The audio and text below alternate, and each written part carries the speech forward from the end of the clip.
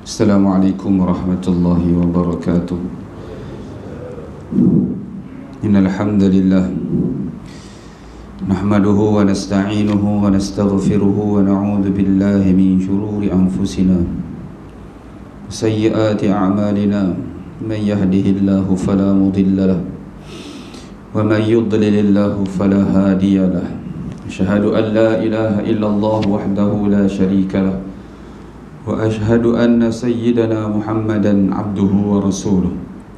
Allahumma salli wa sallim ala habibina wa syafi'ina wa zukhrina wa qudwatina wa uswatina Muhammad wa ala alihi wa ashabihi ajma'in. Rabbi shrah li sadri wa yassir li amri wa hlul 'uqdatam min lisani yafqahu qawli. Allahumma rabbi shrah lana sudurana wa yassir lana umurana wahlul 'uqdatam min alsinatina yafqahu aqwalana. Rabbana zidna ilma warzuqna fahma. La hawla wala quwwata illa billahil aliyyil azim. La hawla wala quwwata illa billahil aliyyil azim. Tuan Pengerusi, tuan-tuan imam, barisan saf kepimpinan, Surau Siddiqin, muslimin yang dirahmati oleh Allah Subhanahu wa taala sekalian. Alhamdulillah, kita rafa'kan tinggi kesyukuran kehadrat Allah Subhanahu wa taala atas limpah kurnianya jua diberikan kita bernafas, masih lagi kita hidup sehingga kepada penghujung bulan Ramadan. Kita dah berada di penghujung bulan Ramadan. Mudah-mudahan kita sudah pun bertungkus lumus untuk menunjukkan kesyukuran kita kepada Allah Subhanahu wa taala, untuk sama-sama kita merebut ganjaran yang dibentang luas untuk kita. Mudah-mudahan apa yang kita lakukan diberikan ganjaran yang besar oleh Allah Subhanahu wa taala, insya-Allah. Saya tak bercadang untuk menceritakan tentang bulan Ramadan untuk pagi ini. Saya yakin dan pasti ustaz-ustaz yang datang untuk berceramah, berkuliah di sini sudah pun menceritakan, sudah pun memberitahu kepada tuan-tuan berkait dengan bulan Ramadan daripada awal hingga akhirnya, kelebihan-kelebihan di dalam bulan Ramadan, bagaimana cara untuk mendapatkan Lailatul Qadar, semua sudah pun kita ketahui. Mudah-mudahan kita tergolong daripada golongan-golongan yang diterima oleh Allah Subhanahu wa taala amalan. Tidaklah kita ni jadi orang-orang yang ditolak amalan, wal iyazubillahi min dzalik. Pagi ni saya nak menceritakan sedikit berkait dengan satu daging yang Allah Subhanahu wa taala jadikan di dalam tubuh badan kita. Yang daging ini sangat penting untuk dipelihara, sangat penting untuk dijaga, sebab dia ada kaitan dengan perbuatan kita seharian. Iaitulah yang kita sebut dengan jantung. Jantung bukan hati. Hati tu kejap lagi kita sebutkan. Baik, hari ini kita nak ceritakan tentang perkara tersebut. Makanya kata Syekh Abdul Qadir Al-Jani, Syekh lain. Syekh Abdul Qadir Al-Mandili, pengarang kitab Penawar Bagi Hati. Dia kata di dalam kitab dia, qalbun ini ada dua makna. Qalbun ni kalau ambil daripada dalam bahasa Arab, maknanya berbolak-balik. Sebab tu ada satu istilah makanan dalam bulan Ramadan ni. Makanan adalah yang kita memang selalu kenal dan selalu tak pernah tengok pun bulan Ramadan ada. Ada kuih-kuih pelik-pelik semua ada bulan Ramadan. Carilah. Macam bulan untuk makan pula Ramadan ni. Walhalnya bulan untuk kita kurang makan. Tapi jadi bulan banyak makan. Jadi makanan ada satu namanya nasi maqlubah. Maqlubah ni makna nasi diterbalikkan. Asal dia masak nasi ayam tu bubuh di bawah, daging kambing tu dia masak di bawah, kemudian baru dia buah nasi ke atas. Tapi bila dia hidang kat kita, ayam dia gerak kat atas. Dia terbalikkan. Nanti dia panggil makhluk. Makhluk tu maknanya dia terbalikkan. Maknanya qalbun dalam bahasa Arab tu disebut, dalam bahasa Arab terjemahan kepada bahasa Melayu dia tu berbolak-balik. Sebab itu selalu kita minta doa kepada Allah Subhanahu wa taala, ya muqallibal qulub, wahai Tuhan yang membolak-balikkan hati, tsabbit qalbi, tetapkan hatiku ini ya Allah di atas taat kepadamu, ala dinik, di atas agama, wa taatik, dan di atas mentaatimu ya Allah. Jadi biar kita minta kepada Allah Subhanahu wa taala agar hati kita ni tetap dalam keimanan kepada Allah dan terus beramal ibadah sehingga kita bertemu dengan Allah.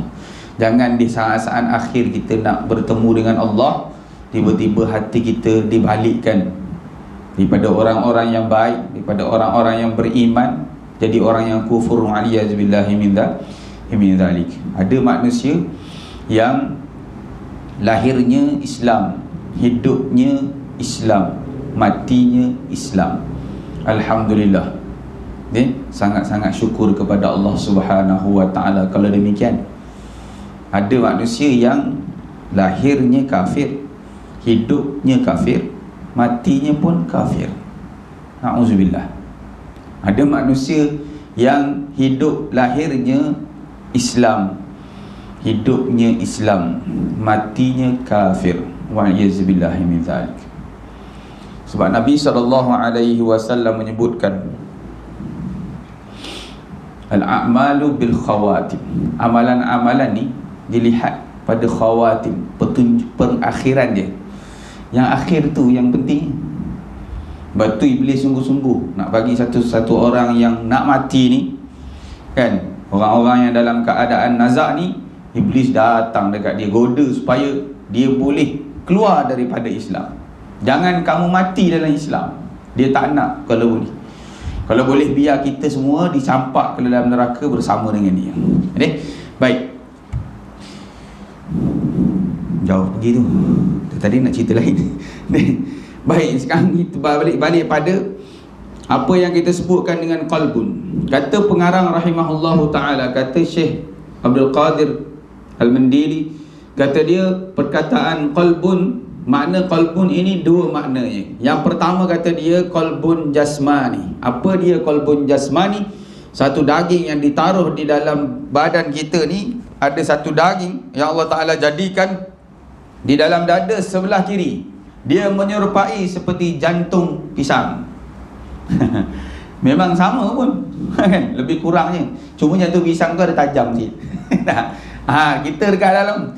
Maknanya yang kita katakan jantung itulah, di situlah tersimpan pumpnya darah dan sebagainya.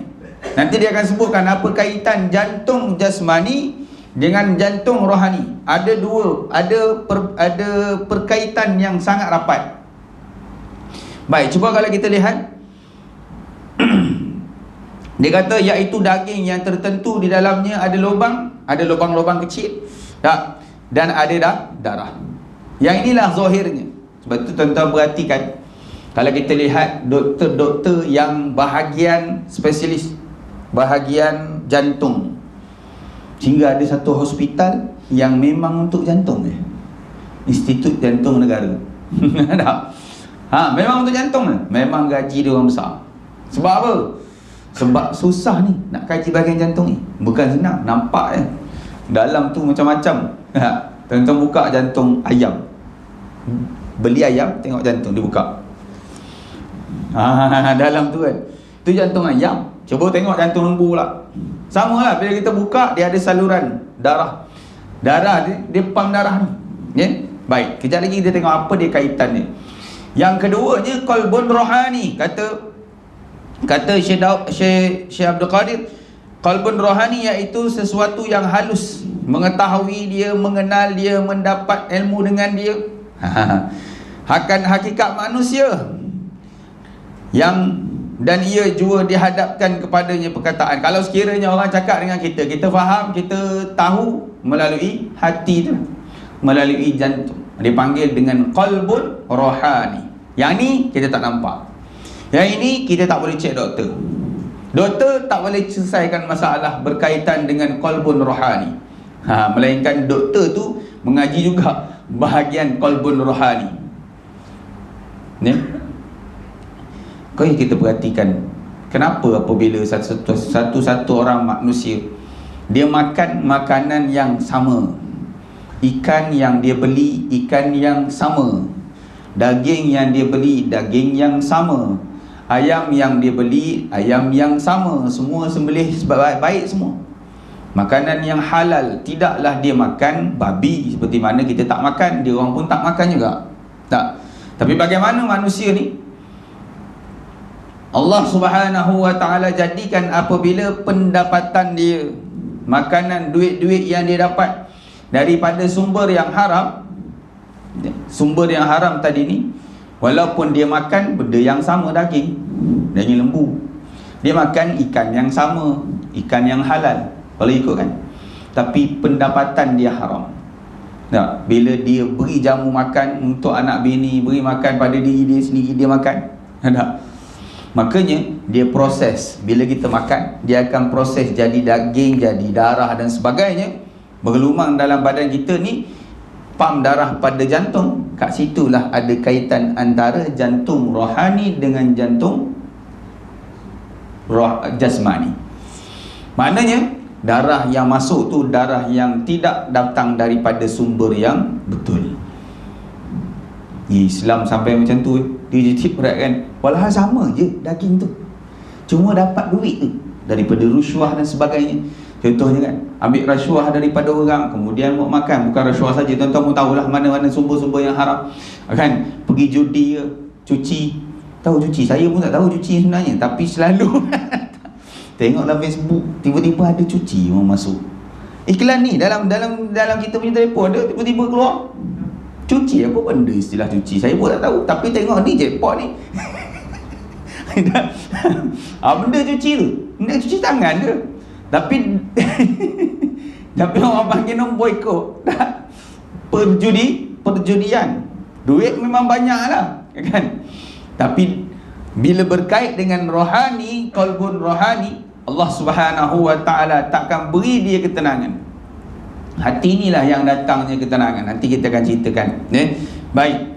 Jadi dua-dua perkaitan ini sangat rapat. Seperti dia kata, persangkut ada kaitan antara keduanya.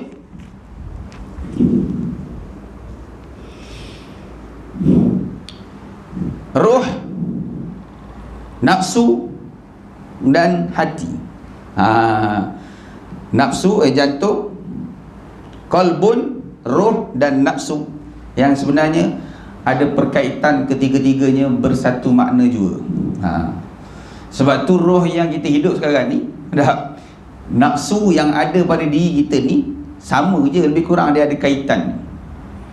Tak? Kemudian akal pun sama, kita belajar melalui akal. Hati juga tu. Tak? Lebih kurang maknanya, cuma ada perbezaan sedikit saja. Tapi benda yang sama, yang kita tak boleh nak pegang. Mana boleh pegang? Akal boleh pegang? Tak boleh pegang. Roh boleh pegang? Tak boleh. Nafsu boleh pegang? Tak boleh. Tu sama benda tu. Semua yang kita dapat, contoh nak dapat, bila kita bercakap dengan orang, dikait dengan akal. Bila kita cakap dengan orang, ada roh dalam badan, baru boleh bercakap. Betul? Kemudian ada nafsu pada diri kita, maka menyebabkan kita boleh faham apa yang orang cakap. Akal pun sama. Jadi benda yang sama lebih kurang. Hati sanubari. Itu dipanggil dengan qalbun rohani. Baik. Yang itulah yang dibicarakan, yang itulah yang doktornya adalah ulama-ulama. Imam Ghazali rahimahullahu ta'ala, kalau kita belajar dalam ilmu tasawuf, dua je mazhab yang besar dalam tasawuf yang diterima pakai. Syekh Junaid Al-Baghdadi satu, dengan Syekh Imam Al-Ghazali rahimahullahu ta'ala. Dua je mazhab dalam tasawuf yang besarnya lah. Ada lain, cuma yang besar ni gitu. Kalau kita belajar fiqh, mazhab dalam fiqh ada 4. Itu pun sebenarnya ada lebih daripada 4, kan? 17 katanya. Tapi kata mazhab-mazhab tersebut tidak ada pengikut dan tidak ada dibukukan mazhabnya. Daud Zahiri ada, nama mazhab Abu Ja'far, Sufyan ibn Uyainah. Dia pun ada mazhab sendiri, tapi mazhabnya tidak ada pembukuan dan tidak ada ramai pengikut, tak boleh sampai pada kita. Tak boleh sampai pada kita. Jadi 4 mazhab ni sampai pada kita. Kemudian tauhid pula yang besar, Asy'ariyah dan Maturidiyah, 2 juga. Dan tasawuf, Imam Al-Ghazali rahimahullahu ta'ala dan Syekh Junaid Baghdadi. Jadi makna kedua-dua ni ada mazhab dalam tasawuf, tapi yang besarnya Imam Ghazali lah. Kalau ditelusuri kehidupan Imam Al-Ghazali rahimahullahu ta'ala, dia pada asalnya bukan seorang yang ahli tasawuf. Dia kaji dalam bahagian fiqh, sebab tu kitab dia banyak. Banyak. Kalau nak tengok, dia ni memang disebut sebagai waliullah, wali Allah Subhanahu wa ta'ala. Golongan 4 mazhab ni semua wali, wali Allah Subhanahu wa ta'ala belaka. Kalau tidak, macam mana boleh khatam Quran satu hari, setiap hari khatam Quran, setiap hari 30 kali, 30 juzuk tu baca satu hari. Khatam Quran. Kita nak khatam Quran pun kurang-kurang sekarang ni lah. Ni yang masyi betul Quran ni, yang betul-betul masyi Quran. Quran dia dekat dada je, Quran dia dekat sini je. Dia tak ada mana. Saya selalulah jumpa masa saya ngaji dulu kan, ustaz tu pun dah meninggal, Ustaz Latif Ma'ila. Ustaz Latif ni memang antara yang paling saya masa saya ngaji di Balai Dakwah. Kalau tengok dia punya Quran, Masya Allah, memang satu hari 6 juzuk kena baca setiap hari. Tapi 6 juzuk dia tak sama macam kita nak kena pegang Quran. Dia sambil bawa kereta boleh baca, pergi pasar raya boleh baca, sambung yang tadi tak habis lagi, baca 6 juzuk satu hari. Seminggu baru khatam. Ini setiap hari khatam Quran. Bulan Ramadan digandakan 2 kali satu hari. So dalam sebulan 60 kali khatam Quran. Tak wali? Wali. Murid Imam Syafi'i rahimahullah ta'ala, bila Imam Syafi'i syarahkan tentang khinzir, nak tanya tentang khinzir tak tahu kan, diorang tak pernah tengok khinzir ni. Makanya Imam Syafi'i rahimahullah ta'ala, dia angkat dia punya jubah yang labuh ni, dalam manakib cerita, jubah yang labuh ni dibuka, tunjuk, ni babi, kamu nampak? Wali tuan-tuan. Dia karamah Allah Subhanahu wa ta'ala beri pada mereka. Kita nampak karamah jalan tair lah, tak terbang. Terbang tak. Baik, jadi 4 mazhab mereka ni semua wali, termasuk Imam Al-Ghazali rahimahullahu ta'ala. Ni tiap-tiap hari dah mimpi bertemu Nabi SAW. Imam Al-Ghazali rahimahullahu ta'ala. Ada satu ulama yang pada zaman dia lah, pada zaman Imam Al-Ghazali, tuan-tuan boleh tengok dalam kitab Minhajul Abidin. Di sana ada diceritakan tentang satu ulama yang memperbahaskan atau kondem lah Imam Ghazali rahimahullah ta'ala. Itu zaman dia ni, bukan zaman kita, zaman dia. Zaman dia hidup lagi. Dia kata kitab Imam Ghazali ni tak boleh pakai dan sebagainya. Dia beritahu kata ni banyak tak ada dalil dan sebagainya, ni dalil tak boleh pakai, dalil yang maudhu' dan sebagainya. Makanya satu hari ulama tu mimpi bertemu dengan Nabi SAW. Dia bawa kitab Minhajul Abidin tu. Kitab asal melekat ni.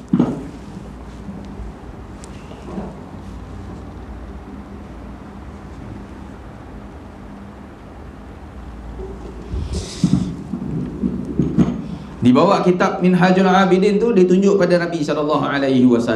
Dia mimpi bertemu dengan Nabi. Ulama ni bukan calang juga, ulama ni pun boleh mimpi temu Nabi ni, hebat lah kan. Dia tanya pada Nabi SAW, dia jumpa dengan Sayyidina Umar dulu, mimpi bertemu dengan Sayyidina Umar.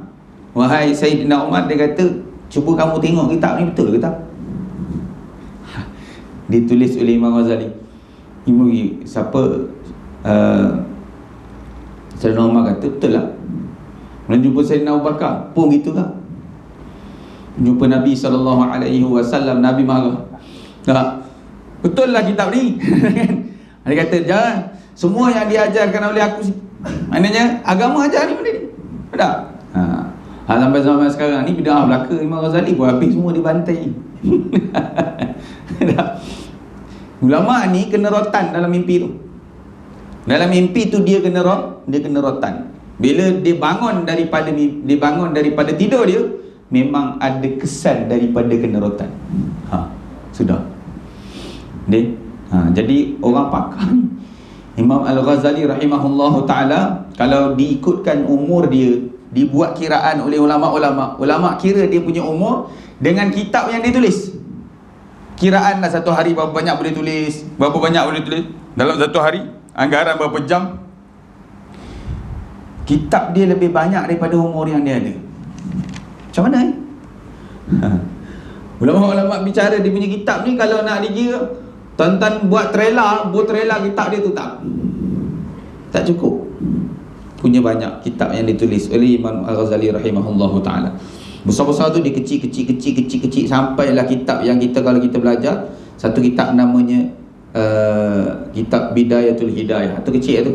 Kemudian besar sikit Minhajul Abidin, besar sikit Ihya Ulumuddin. Tu semua keringkasan daripada yang besar-besar. Al-Wasit Imam Al-Ghazali rahimahullahu ta'ala. Baik. Jadi sebenarnya kata Syekh Abdul Qadir ini dinaqal daripada perkataan Imam Al-Ghazali rahimahullahu ta'ala. Kata dia, hendaklah kamu pelihara akan hati kamu ni, jantung kamu ni, qalbun kamu ni, hendaklah kamu pelihara sungguh-sungguh dengan sebab beberapa perkara. Sampai berapa ni? 7 setengah jam terpulang pukul 8 aku berhenti.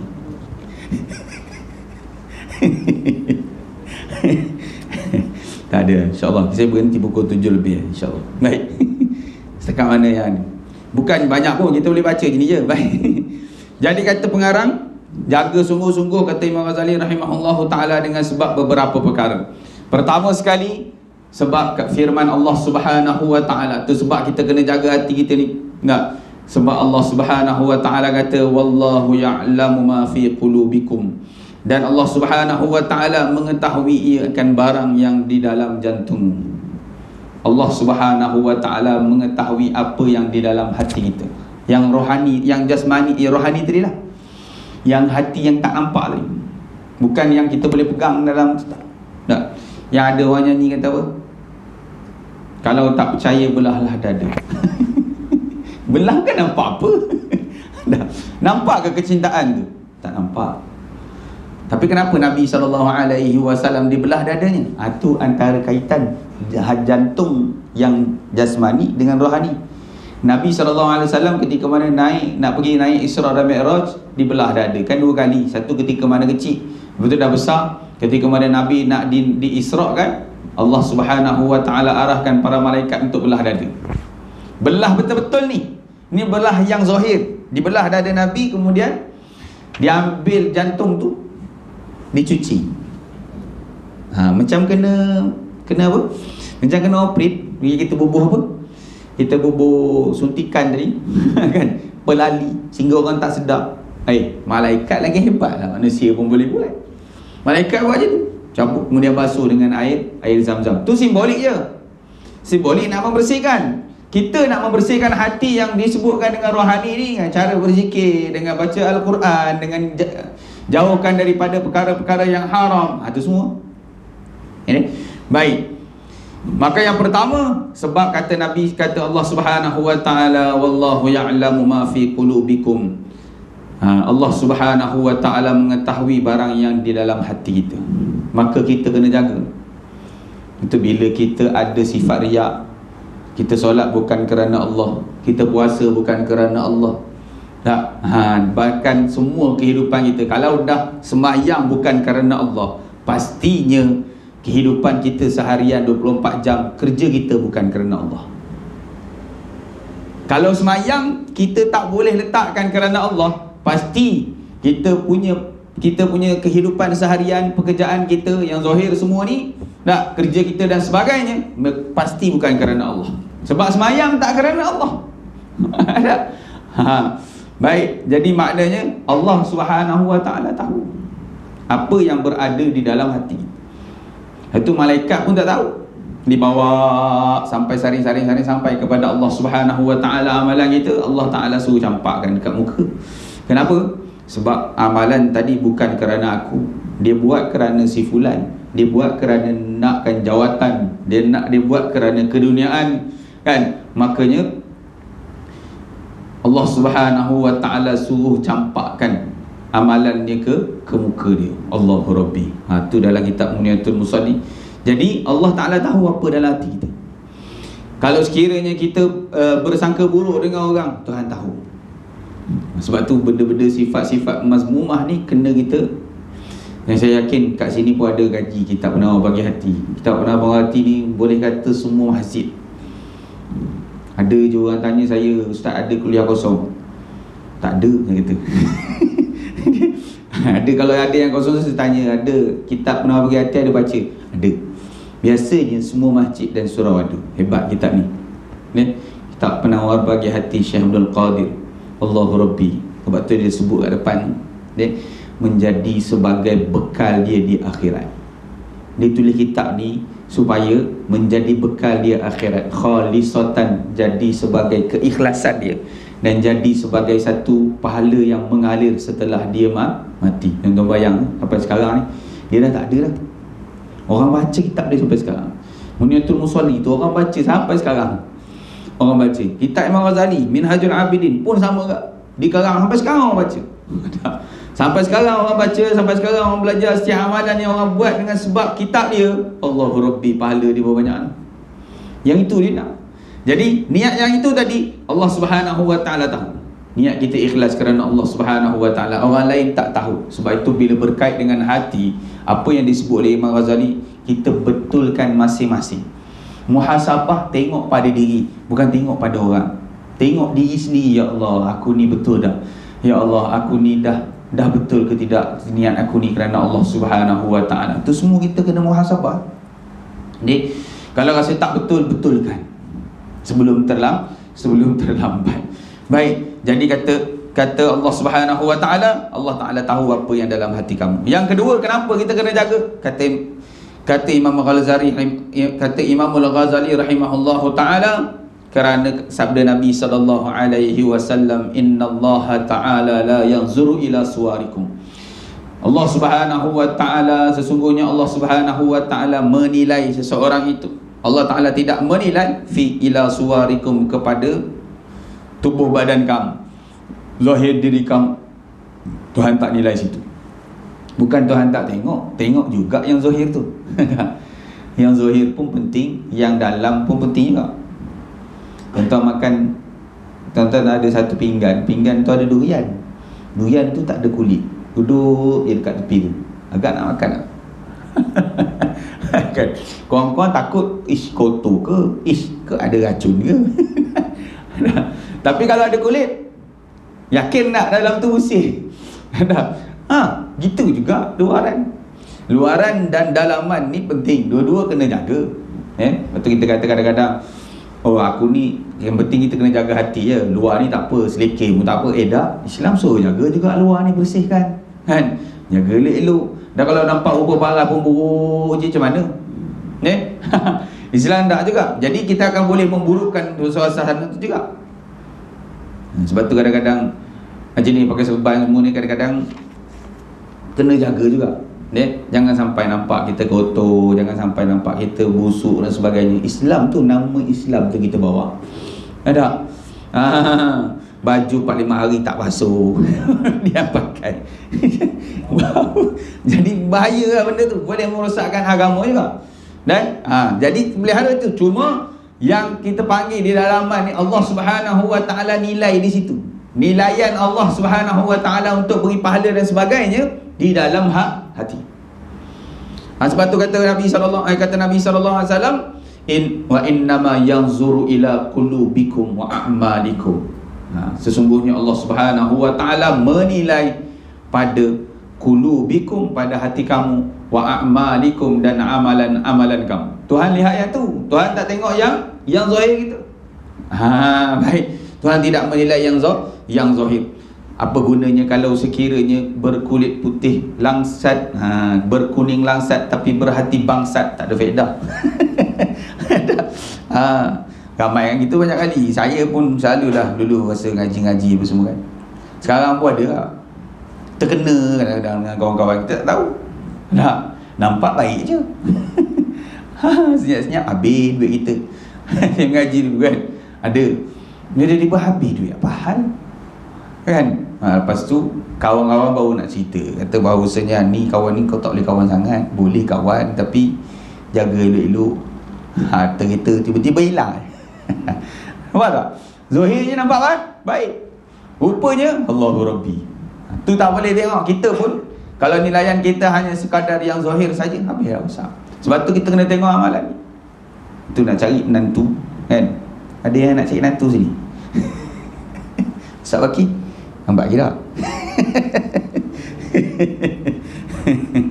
Ustaz Waki pun wali juga. Wali dia. Tak. Dia dapat anak perempuan wali ya. Jadi nak cerita dia, apabila kita kadang-kadang tertipu nak cari menantu, kita nak tengok yang kaya, yang banyak duit, yang harta besar, semua tu boleh beli. Tak, tu kita nak tengok. Kadang-kadang bila nak pergi Minang, bawa kereta Mercedes. Rupa Mercedes boleh sewa. Ada. Sekarang orang tak main Mercedes, orang main Velfire, Ustaz. Jadi dia nak pergi Minang tu dia pakai Velfire. Kalau kita tengok pada itulah.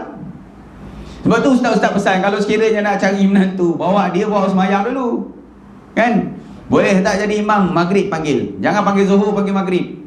Zuhur biasa, semua orang boleh buat. Tak semesti imam nak cari menantu ni. Kan? Kau menantu jenuh lah imam nak kahwin sampai 2, 3, 4 dia Ustaz Waki. Kalau semua nak cari imam kan? Tak perlu imam. Cari orang baik je. Tak? Makna kalau sekiranya dia doktor, alhamdulillah kalau rezeki dapat anak menantu doktor kan. Doktor orang kaya-kaya. Tapi baik. Hati tu yang paling penting. Allah Ta'ala lihat di situ. Dah. Jadi maknanya kadang-kadang kita tertipu sibuk dengan harta benda kita tengok. Tak? Bapak dah nak kahwin kan. Sukalah tengok baik dah ni katanya. Kan? Tapi tiba-tiba mak kata tak boleh. Dia pakai motor je saya tak mau. Bapak pun anggap je lah.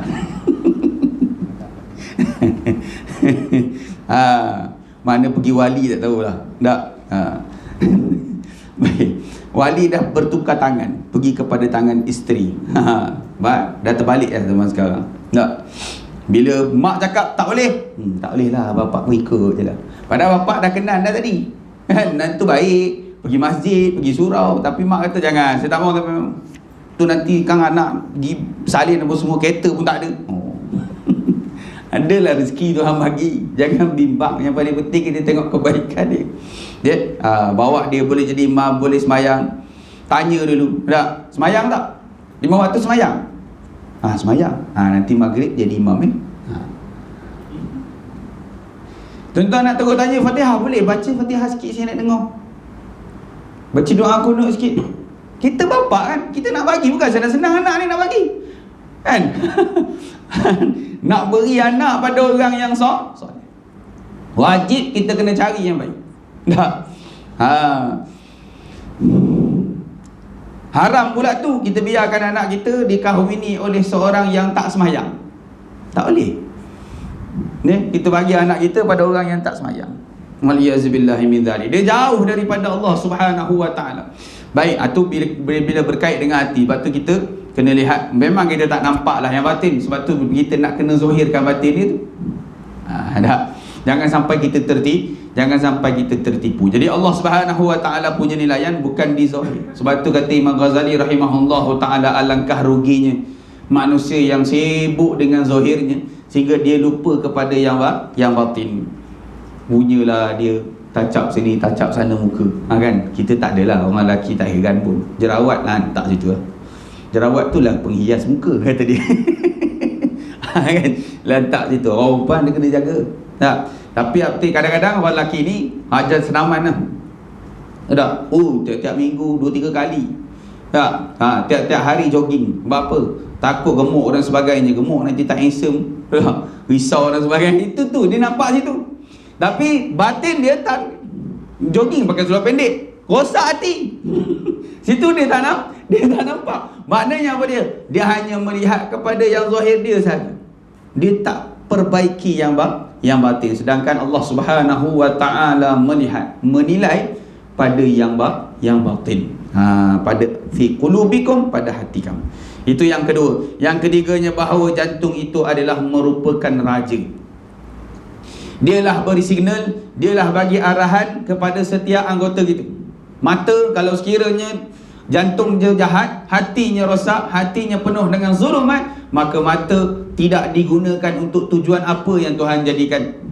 Dalam kitab ni pun ada sebut apa tujuan Allah Ta'ala jadikan mata, supaya untuk kita melihat Al-Quran, melihat keindahan Allah Subhanahu wa Ta'ala, keindahan kejadian Allah Subhanahu wa Ta'ala, supaya berdalil bahawasanya adanya Allah Subhanahu wa Ta'ala, hebatnya Allah Subhanahu wa Ta'ala daripada mata itulah. Tapi kita guna salah. Tak tengok aurat orang bulan Ramadan. Bulan Ramadan yang banyaknya geram betul ke? Kan? Pergi bazar tengok. Yang tahu kan tu. Bazar boleh tahan lagi, pergi pasar raya. Tak? Allahu Rabbi. Tu habislah pahala kita. Tengok. Itu kata Sayyidina Ali, kalau yang pertama itu rezekimu, penglihatan yang pertama rezekimu, yang kedua adalah dosamu. Tak apalah, kita tak tengok kali kedua, kita tengok yang pertama je. Dia kata tengok yang pertama, dah tertengok, tengok terus. Jangan jadi yang kedua. Na'udzubillah, itu salah lah pula, faham. Makna kalau kena tengok terus tinggal. Allahu Rabbi. Jadi dia akan menyebabkan kerosakan hati. Sebab tu kita perhatikan orang yang mata dia rosak, dia tak nampak, dia buta, dia punya hati yang bersih. Ya, Syekh di Al-Azhar, bahkan Imam Ash-Shatibi, kita punya bacaan Quran, qiraat, ada satu imam namanya Imam Ash-Shatibi, bawah Imam Asim, Imam Salim, bawah dia ada qiraat dipanggil dengan Shatibiyah. Shatibi Jazari. Shatibi ni, Imam Ash-Shatibi seorang yang buta, dia tak nampak. Syekh di Azhar pun sama, banyaknya yang buta, tapi satu perkataan pun tak boleh tinggal, baris pun tak boleh salah. Dia nampak macam dia buka Quran, padahal dia tak tengok pun. Allah Subhanahu wa Ta'ala beri hati yang bersih. Sebab apa? Sebab dia tak melihat. Jadi apa maksiat mata yang dia nak tengok? Jadi macam mana maksiat tu nak bersarang dalam hati? Kita sebab mata kita banyak buat maksiat. Lepas tu dia datang kepada sanubari, dia akan lekat. Bila tengok, dia akan lekat macam tu. Cantiknya, Allah, putihnya pun. Nampak? Simpan tu dalam ni. Iya. Sebab itulah yang digunakan oleh pengiklan. Sebab tu iklan mahal. Kan? Tempoyak Fazi.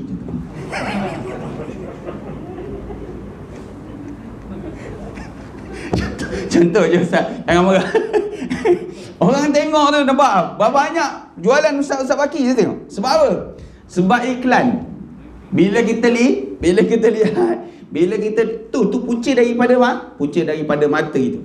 Jadi tu kalau kita lihat benda baik, alhamdulillah, baguslah kan. Tak salah. Tapi kalau lihat yang tak elok, tersimpan nak di sanubari, simpan dalam ni. Ya, nak yang jahat lagi lah. Kata Nabi SAW, innan nazaru ila mahasinil mar'ati, sesungguhnya melihat kepada benda yang baik, sesuatu yang baik daripada bahagian orang perempuan, kata Nabi SAW, sahmun, satu anak panah yang beracun, min sihami iblisa, daripada anak-anak panah iblis. Sebab tu kadang-kadang perempuan tu tak cantik pun, tapi sebab dia pakai baju seksi, kita pun tengok. Nampak tak? Dihias. Siapa hias? Iblis. Iblis bagi nampak Allah cantiknya, Allah, nampak semua tu kat situ. Iblis buat nampak cantik. Padahal buruk. Sebab tu maknyah walaupun buruk tapi nampak cantik juga. Sebab apa? Walau kita tahu laki. Tahu laki, tapi disebabkan Allah Subhanahu wa Ta'ala, Iblis laknatullahi alaih, dia hiaskan. Sebab tu kata Nabi SAW, sangat bahaya. Baik, di ujung tu Nabi SAW beritahu, man tarakaha, siapa yang tinggal, sesungguhnya Allah Subhanahu wa Ta'ala akan beri azaqahullahu ta'ala ta'ma ibadati wa tasur. Allah Subhanahu wa ta'ala akan berikan dia rasa zauqi. Azaqahullah ni, Tuhan berikan zauqi. Apa zauqi? Kelazatan. Zauq. Zauq ni asyik dalam melakukan amal ibadah. Dan kalau kita tengok orang-orang yang buat sejarah-sejarah orang-orang terdahulu, para salafun as-soleh, macam mana dia boleh semayang sampai macam tu sekali? Saya ada kawan, dia mengaji, Masya Allah. Kita tak sempat pergi. Bukan tak sempat, sebab kata nak nikah. Saya lah, tu bukan dia. Kawan mengaji, duduk dekat Yaman dan sebagainya, tak nak balik-balik. Ada yang dekat Mesir juga, kat sana ada peluang pekerjaan, dia orang kerja 9 tahun, 10 tahun sampai kerja tu mengaji. Sebab apa?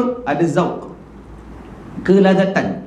Macam mana kita boleh buat perkara-perkara keduniaan kita dengan sebab ada kelazatan, keseronokan.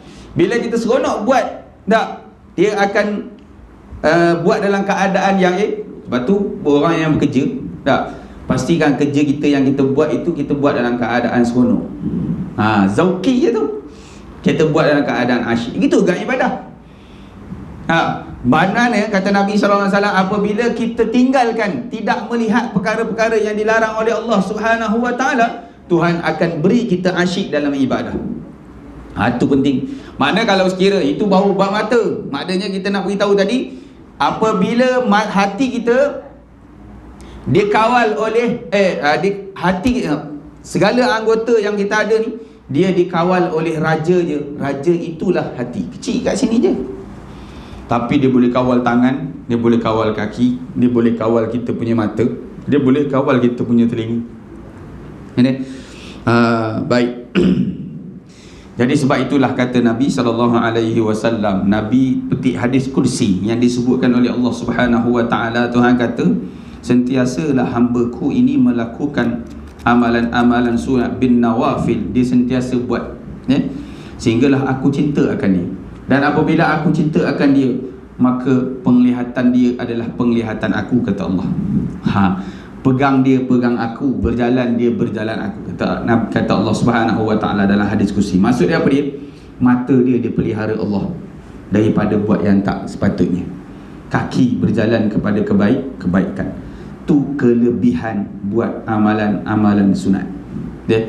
Dan apabila dia bermohon kepadaku, pasti aku akan mengistijabkan, aku akan terima. Jadi untuk bersihkan hati ni kena buat banyak amalan-amalan sunat. Berzikir, baca Al-Quran, malam-malam hari bertahajud kepada Allah Subhanahu wa ta'ala. Itulah caranya untuk kita bersihkan raja kita. Raja yang berada. Dan hati itu adalah merupakan raja. Bila dia perintah buat ni, dia perintah buat ni, semua kita pasti akan buat, kita akan ikut. Sebab tu kalau kita kata ada orang dia buat maksiat, dia buat jahat, tak, aku ni mulut je jahat, hati aku sih hati aku ni tak boleh, dia tak akan boleh jadi gitu. Sebab setiap apa yang kita buat itu, setiap kejahatan yang berlaku di luar ni adalah merupakan cernaan daripada batin kita. Maknanya kalau sekiranya kita buat jahat, kita buat maksiat kepada Allah Subhanahu wa ta'ala, mengumpat dan sebagainya, dia datang daripada hati yang kotor. Kenapa orang boleh buat ibadah? Kenapa orang boleh semayang tarawih dan sebagainya, buat qiyamul lail pula lagi, dah pagi esok tu pula baca Quran pula, khatam Quran lagi dan sebagainya? Kenapa dia boleh buat? Sebab hati yang bersih. Itu je jawapannya. Sebab hati tadi merupakan raja. Sebab tu kata Imam Ghazali, hendaklah kamu pelihara dia sungguh-sungguh. Baik. Ini ringkas saja. Ambil lah sikit je. Ini kata Imam Hasan Al-Basri, seorang tabi'in, kata dia, inna fasada fil qulubi an sittata asya. Saya ringkaskan je. Sesungguhnya bahawasanya kerosakan, fasad ni kerosakan, fasad fil qulub, kerosakan hati ini disebabkan 6 perkara. Yang pertama kata Imam Hasan Al-Basri, kata dia, yuznibu bi raja'it taubati. Dia buat dosa dengan harapan untuk bertaubat. Hari ni buat dosa tapi sengaja buat, tak apalah nanti aku taubat, esok aku taubat. Buat lagi, esok buat lagi. Sebab apa? Aku kata sebab Allah Subhanahu Wa Taala kan penerima taubat, nanti aku taubat dah. Buat dosa lagi, nanti aku taubat dah. Kalau perkara tersebut boleh berlaku, dia akan menyebabkan hati kita jadi rosak. Apabila kita jadi tak ada taubatan nasuha dah lah. Nak taubat nasuha apa lagi? Sebab kita rasa kita boleh taubat lagi esok aku taubat lah. Hari ni buat, esok taubat lah. Jadilah sengaja dosa-dosa yang kita buat tadi. Baik. Yang keduanya, wa yata'allamuna ilma wa la ya'maluna bih. Dia belajar ilmu tetapi tidak mengamalkan ilmunya. Tidak beramal dengan ilmu ni maknanya bila kita belajar sesuatu tak ada amal langsung. Buat tak tahu je tentang apa yang kita dah belajar. Tak pernah buat pun. Pernah belajar bab serban tak? Kan? Tahu kan serban Nabi SAW pakai serban tu? Kenapa tak pakai? Kenapa tak pakai? Itu salah satu. Saya nak bezakan antara beramal dengan beramal dengan ilmu dengan istiqamah. Itu beza. Dua benda yang berbeza. Itu tuan-tuan kena pakai juga sekali. Sebab apa? Sebab kita dah belajar Nabi pakai serban, sunnah Nabi SAW pakai serban, maka kita pakai tadi tu tanda kita beramal dengan ilmu. Kita dah belajar kan pakai serban tu pahala, maka kita pakai sekali, bawa pergi semayang, dah sekali tu je, lain aku malu kata contohnya kan. Nanti orang kata aku ustaz, tak apalah kalau malu, tapi sekali pakai, menunjukkan kita dah belajar dan kemudian kita beramal. Itu salah satu contoh je. Amalan-amalan yang ada dalam hadis Nabi SAW semua tu, kalau kita belajar, baca je hadis tu, kita kena amal sekali. Tanda kita beramal dengan ilmu. Okey, tak mampu untuk buat tiap-tiap hari, kita ambil satu amalan saja untuk kita buat istiqamah. Dua tiga amalan yang kita buat istiqamah. Istiqamah tu lain. Kalau kita dapat istiqamah, itu kelebihan. Tapi tuntutan yang wajib adalah beramal. Sebab kata Ibnu Ruslan, kata Ibnu Ruslan dalam Matan Zubat, bahawasanya orang yang belajar tapi tidak beramal, dia adalah orang yang diazab dahulu berbanding dengan penyembah wasan, penyembah berhala. Tak bahaya? Imam Ghazali kata, al-ilmu bila amalin junun, kata Imam Ghazali. Orang yang ada ilmu tapi tak beramal, gila, kata dia. Memang tak gila apa? Allah Ta'ala janji dengan azab, kamu selamba je lagi. Itu contohlah. Allah Ta'ala beri kamu mutiara. Bila dah belajar, maknanya ada mutiara yang besar, kan? Ada nilai yang sangat besar pada diri kita, tapi kita tak amalkan. Tak gila, kata Imam Ghazali. Imam Ghazali kata gila. Nabi SAW kata, al-ilmu bila amalin kasyajari bila samarin. Orang yang tidak beramal dengan ilmu ni ibarat seperti pokok tapi tak ada buah. Dia pokok ada tapi tak dapat hasil. Pahala di akhirat tidak ada. Sebab apa? Tak beramal. Sebab tu beramal tadi ni basic dia yang kita, sebab saya nak beritahu faham ni, bukan kata tiap-tiap hari kita kena semayang duha, kalau tidak kita jadi dosa. Bukan dosa dah. Itu kelebihan kalau kita dapat. Cuma bila kita dah belajar tentang sebab semayang duha tapi kita tak nak buat, tak nak langsung buatlah sekali. Tahu dah semayang tasbih ni bagus, buatlah sekali. Tanda kita beramal. Tu semasa saya belajar dulu, kita buat khuf, pakai khuf. Sebab apa? Dah masuk bab khuf, kita belajar pakai sekali. Nunjuk kata kita beramal dengan ilmu, kita beramal dengan ilmu. Sebab kita takut tadi tu yang disebutkan oleh ulama-ulama, yang disebutkan oleh Nabi, tak bahaya. Baik. Itu yang kedua. Wa yata'allamuna ilma wa la ya'maluna bih. Wa idza 'amilu la yakhlisu. Apabila dia beramal pula, dia tidak ikhlas kerana Allah Subhanahu wa taala. Tu yang ketiga. Kemudian wa ya'kuluna rizqallah, dia makan akan rezeki Allah, wa la yashkurun, tapi dia tak syukur. Makan banyak rezeki Allah Subhanahu wa taala yang dia ambil. Dia pakai, dia makan dan sebagainya. Bukan makan sajalah kita ni, semualah nikmat-nikmat Allah Subhanahu wa taala yang beri pada kita, maka kita tidak syukuri akan nikmat tersebut. Banyaklah ni. Satu je yang saya nak sebutkan, bahawa Siti Aisyah cerita, kana Nabi sallallahu alaihi wasallam iza yaqumu minal lail hatta tatafattara qadama. Siti Aisyah kata, adalah Nabi SAW, dia bangun setengah daripada malam ini hatta tatafattara, sehingga bengkak. Tatafattara ni bengkak kakinya, bengkak kaki Nabi. Bila Siti Aisyah tanya pada Rasulullah, ya Rasulullah, lima tasna' hadha ya Rasulullah, kenapa kamu buat ini sedangkan kamu sudah diampunkan dosa-dosa yang lalu, dan kalau ada dosa yang akan datang pun Allah Ta'ala ampun dah, kamu kan maksum. Kata Siti Aisyah. Tapi Nabi SAW kata, afala akuna abdan syakur, salahkah aku menjadi hamba yang bersyukur? Sampai macam tu Nabi SAW nak tunjukkan syukur dia kepada Allah Subhanahu wa ta'ala. Tak payah ambil banyak, cukup nafas kita je. Tuan-tuan beli oksigen dekat hospital banyak mana? Berapa nak kena bayar? Saya tak pernah pakai lagi. Kadang-kadang orang asma sekejap je pergi klinik nak dapat oksigen kan. Berapa kena bayar? Haji biasa je? Berapa kena bayar? Ratus-ratus juga rasanya. Itu sikit. Dah ni kita tiap hari, tiap saat. Kalau sekali sedut Tuhan cas 1 sen pun cukup, tak boleh bayar dah kita. Nikmat Allah Subhanahu wa ta'ala. Jadi yashkurun, bersyukur tadi, gunakan nikmat untuk kepada ketaatan kepada Allah Subhanahu wa ta'ala. Wa ma yardawna bi qismatillah, dia tidak redha atas apa yang ditentukan oleh Allah Subhanahu wa ta'ala. Ni Covid ni Allah Subhanahu wa ta'ala sudah pun tentu untuk kita.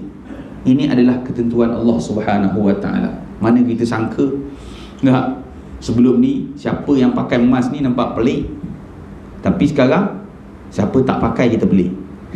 Betul tak? Kenapa dia ni tak pakai? Dulu ni apa hal nak pakai mask ni? Dulu kan.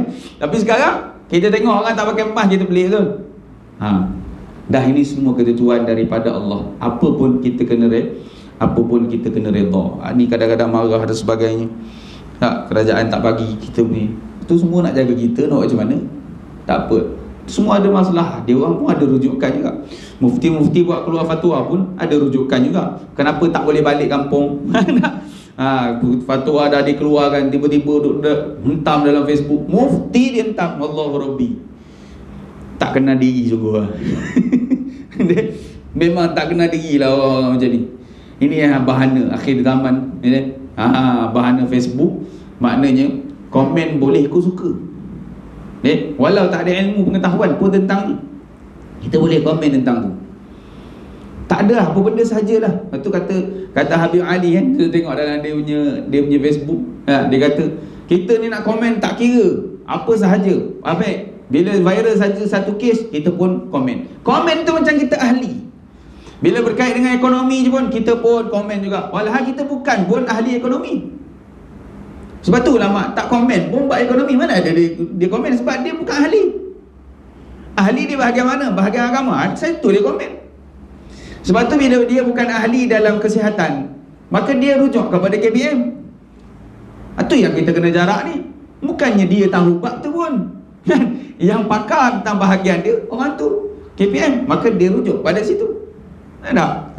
Maka kita kena redha atas apa yang Allah Subhanahu wa ta'ala beri pada kita ni. Jadi redha lah, kena ada sifat sabar pula. Sabar atas ketentuan Allah Subhanahu wa ta'ala. Itu semua ada sifat ni.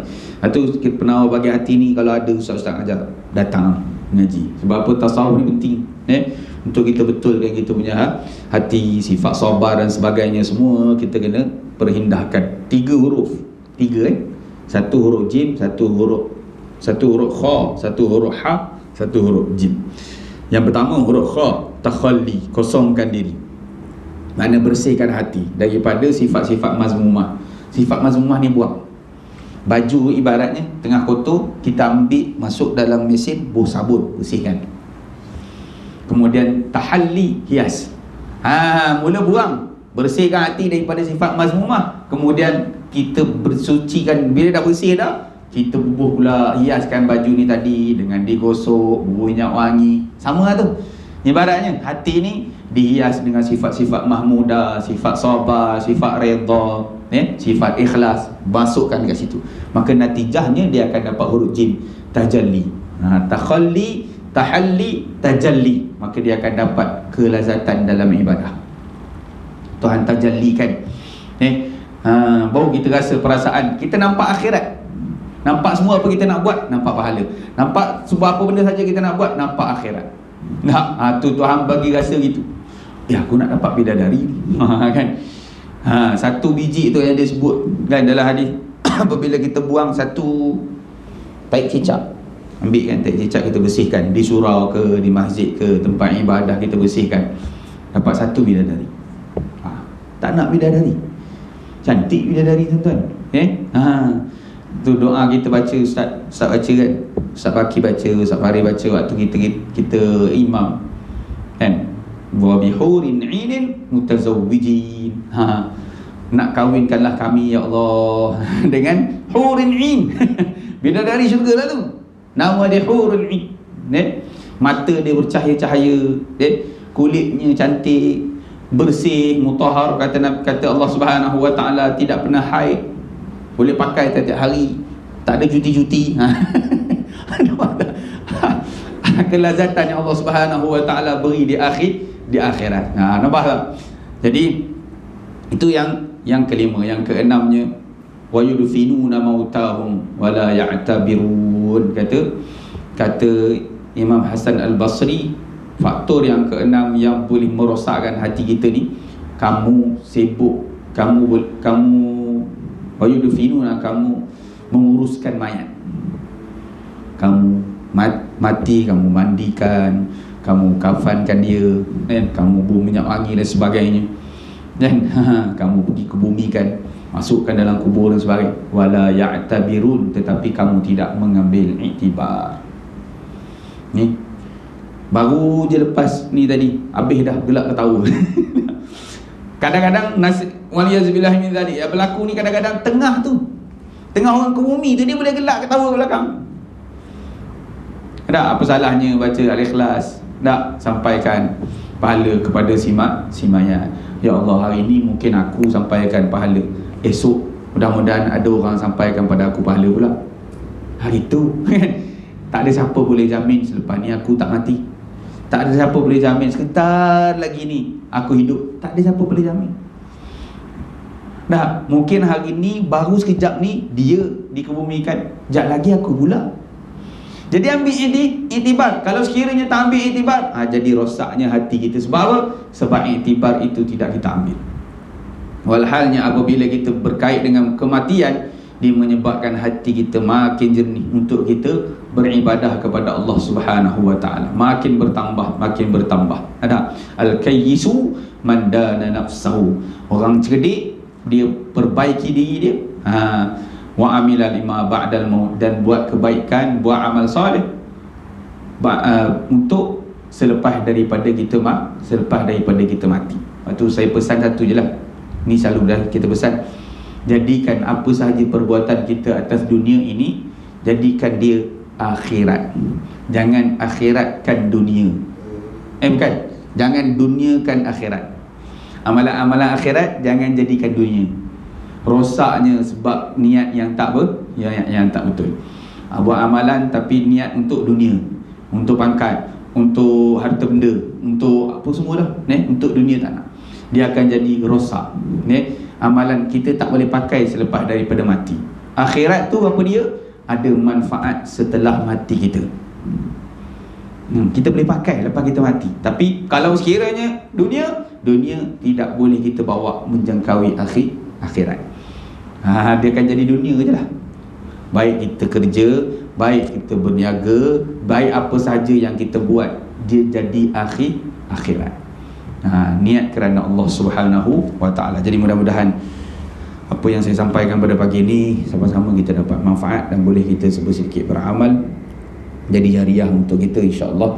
Baik daripada Allah Subhanahu wa ta'ala, kurang-kekurangan diri saya sendiri saya mohon maaf. Aqulu qawli hadza wa astaghfirullahal azim. Bismillahirrahmanirrahim. Alhamdulillahirabbil alamin, wassalatu wassalamu ala asyrafil anbiya'i wal mursalin wa ala alihi wa sahbihi ajma'in. Allahumma faqihna fid din waftah lana futuhal arifin waj'al a'malana khalisatan liwajhikal karim birahmatika ya arhamar rahimin.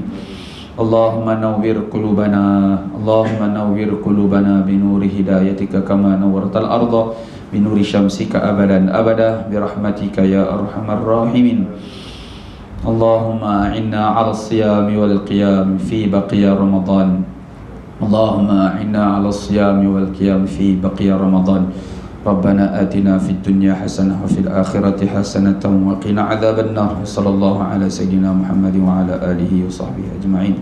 Alhamdulillahi rabbil alamin. Assalamualaikum. Oh, nak cerita buat serban sikit. Ada saudara kita tanya tentang serban. Serban ni hukum sunat. Kita ambil apa-apa kain sekalipun, kita ikat atas kepala, niat ikut Nabi, dapat pahala. Ikatlah macam mana pun. Sebab tu orang yang duduk di sawah tu kan, bendang kan ikat atas kepala. Ikat tu sebenarnya nak pergi, tak perlu, betul tak? Tapi niatlah untuk pakai serban kan, dapat pahala. Serban ni pakaian Nabi, dia bukan pakaian ulama, terkhusus untuk ulama lah. Bila pakai je kita kata kita alim. Dah bukan sebab alim tu pakai serban. Betul-betul pergi Pasir Tumbuh kan, pergi pondok-pondok. Kalau pondok Pasir Tumbuh tu saya mula-mula pergi tengok, mana tu guru kita nak pergi ngaji. Mana tu guru, semua sama, semua pakai serban. Bahkan tok guru serban nipis je. Rupanya tengok tuan guru Haji Abdul Aziz kan, Ayah Aziz dia pakai, dia punya serban nipis je. Orang lain tu tengok, seru, serban tepat-tepat, duduk belakang anak murid. Tapi tok guru dia pakai tu nipis saja. Adanya pakai serban ni bukan sebab kita nak jadi ulama dah. Bukan kita ni sebagai ulama baru kita nak pakai serban dah. Itu pakaian Nabi. Siapa yang menghidupkan sunnah Nabi SAW di akhir zaman, maka Allah Subhanahu wa ta'ala berikan 70 pahala syahid. Mati syahid. Kalau kita boleh buat, maknanya kalau kita tak mampu buat sekali sebagai tanda kita beramal. Itu yang saya sebut tadi. Lepas tu serban ni sebenarnya ada banyak. Nabi SAW ada pakai yang dipanggil dengan shawl kat sini. Itu satu, Nabi pernah pakai kat sini satu je. Nabi tak pakai ni. Maknanya ada keadaan Nabi pakai atas dan kemudian pakai ni. Ada juga. Kemudian kita pakai, ada yang pakai tutup ni saja. Kat sini pun Nabi pakai. Maknanya pernah Nabi pakai kain tu, kain serban tu kita ikat letak kat sini saja. Itu pun sama juga, boleh jadi sebagai serban. Nabi kadang-kadang pakai serban dengan qalan suah, dengan kopiah, ikat di atas kopiah. Dan ketikanya tak pakai, maknanya ikat serban je. Pernah tak tengok orang Arab pakai? Mana ada kopiah dia pakai? Dia pakai serban tu diikat. Itu sunnah juga tu. Maknanya tidak ada qalan suah. Itu semua sunnah-sunnah Nabi SAW. Baik. Cuma Nabi SAW dalam keadaan kepala kosong ni jarang sangat. Adapun bukan di luar. Maknanya kepala kosong, tak ada pakai kopiah, kosong aja. Sebab keadaan tu jarang berlaku pada Nabi. Tapi ada. Sebab tu sahabat-sahabat boleh tahu beban berapa dan sebagainya. Takkan dalam rumah pun Nabi berkopiah dah. Dia buka lah. Maka riwayat-riwayat yang cerita tentang Nabi SAW tak berkopiah dan sebagainya tu Siti Aisyah cerita. Maknanya di dalam rumah, dekat luar Nabi pasti akan pakai kopiah, tutup kepala. Kalau tak tutup dengan kopiah, ditutup dengan serban tadi. Tutup kan, maknanya bertutup kepada Nabi SAW. Wallahu a'lam. Ya.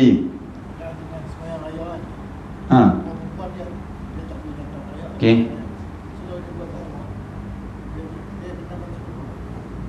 Baju kutubah haki baik sikit lah. Tak apa, nak balik-balik tak apa. Saya sebenarnya memang nak sebut tu, lupa.